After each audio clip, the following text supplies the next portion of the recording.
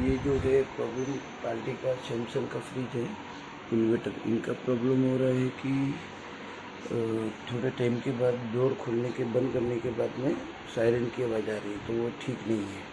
तो इसमें तकलीफ है सेंसर का, सर्किट का या मिनी सेंसर का। अभी वही चेक करेंगे। डोर खोलिए। ये फ्रिज सैमसंग इन्वर्टर है और ये डोर टू डोर है, देख सकते हैं। और ये भैया खोल रहे हैं। ये देखिए बड़ा फ्रिज है जी, अलमारी वाला फ्रिज है, देख सकते हैं। देखिए ऐसा है फ्रिज। ये बंद हुआ ये, और इसमें यहाँ पे है डिस्प्ले।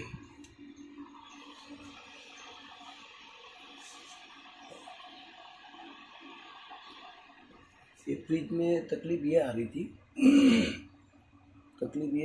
कि पलटी का पूरी 2-3 बार आई, मुंबई एक बार आवाज़ आई थी, फिर चली गई और फिर आ गई और ये मुंबई को आना पड़ा।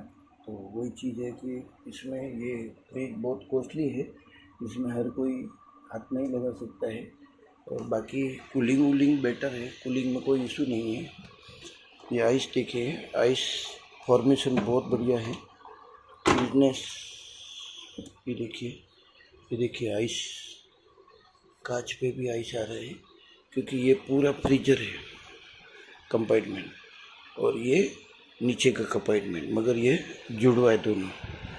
ये फ्रिज है, अब इसको चेक किया जाएगा।